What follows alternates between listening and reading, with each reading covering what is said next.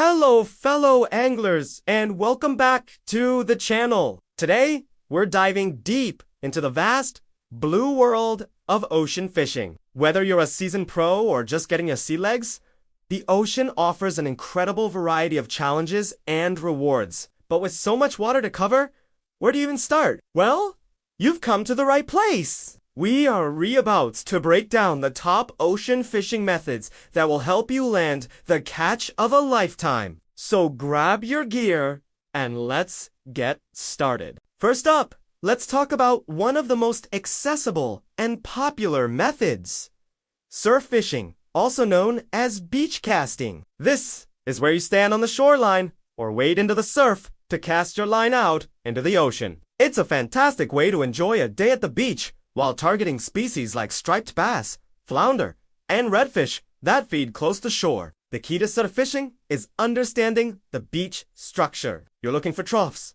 sandbars, and rip current stees are the highways where fish travel and feed. A long, sturdy rod, typically between 10 to 15 feet, is essential to get your bait out past the breaking waves. For bait, you can't go wrong with classics like sand crabs, shrimp, or cut bait like mullet or squid. Remember to time your trip with the tides.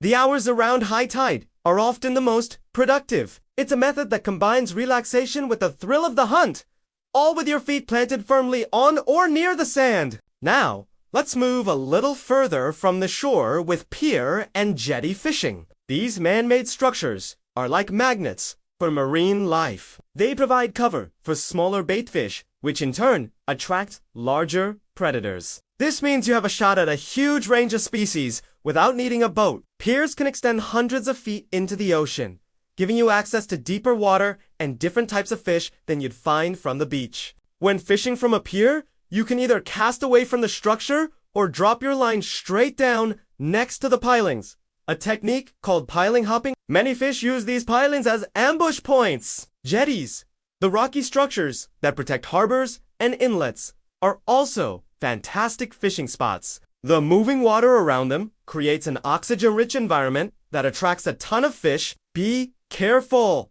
The rocks can be slippery and dangerous. Always wear appropriate footwear and be mindful of the waves. Alright, let's head out onto the open water and discuss the king of offshore action, trolling. Trolling involves pulling lures or baited hooks through the water behind a moving boat. This method is all about covering large areas of water to find schools of migratory pelagic fish like tuna, mahi-mahi, wahoo, and marlin.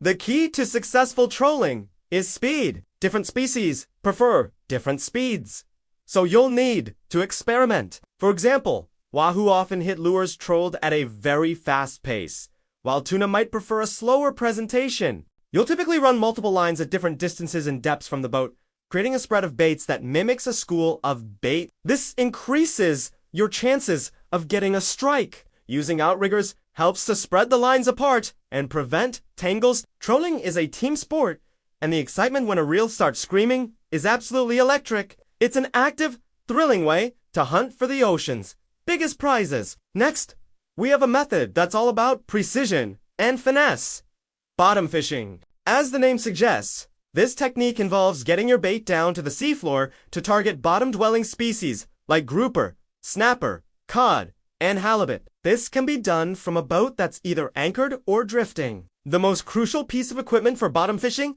is a fish finder or depth sounder. This device helps you locate underwater structures like reefs, wrecks, and ledges. These are the hot spots where bottom fish congregate. Once you've found a promising spot, you'll use a heavy sinker to get your bait down quickly through the current. The rig is usually simple: a hook, a leader, and a sinker. Drifting allows you to cover more ground, while anchoring lets you focus on a specific, productive spot. You'll feel a distinctive thump when a fish takes the bait, and then it's a battle of strength to pull that fish up from the depths. For those who love a more hands-on visual approach, there's jigging. Jigging is a very active method where you use a metal lure called a jig. You drop the jig to your desired depth and then work it back towards the surface with a series of sharp, upward jerks of the rod. This action makes the jig dart and flutter, imitating a wounded bait fish, and irresistible target for predators. There are different styles of jigging,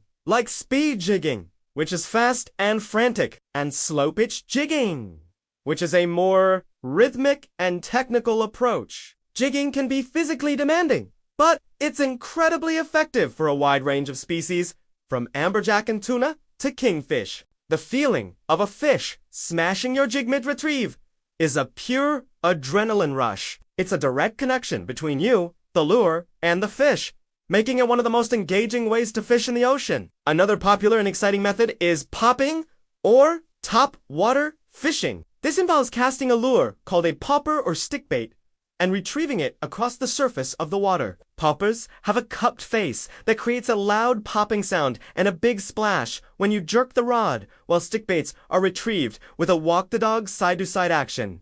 Both are designed to mimic a struggling baitfish.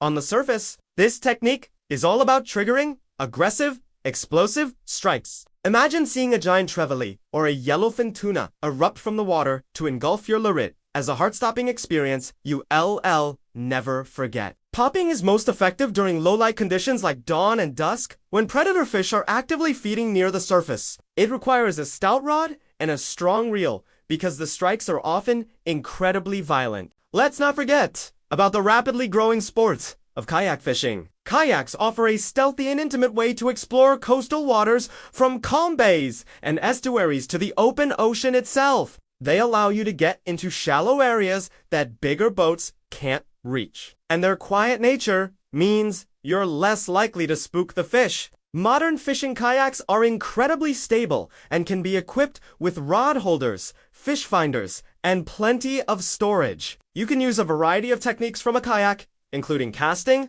trolling, and even jigging. It is a great workout and an amazing way to connect with the marine environment on a whole new level. Paddling out to your spot as the sun rises is an experience in itself. And fighting a big fish from a small vessel is a true test of your angling skills. Finally, for the ultimate challenge, there's deep dropping. This is an extreme form of bottom fishing in incredibly deep water, often 1,000 feet or more. You're targeting deep water species like swordfish, snowy grouper, and tilefish. This isn't for the faint of heart and requires specialized, heavy-duty equipment. Electric reels are almost essential because cranking a heavy weight and a large fish up from such depths by hand is a monumental task. You'll use very heavy weights, often several pounds, to get your bait down, and you'll often use multiple hooks on a single rig. Lights are frequently added to the rig to attract fish in the dark abyss. It's a highly technical and patient game,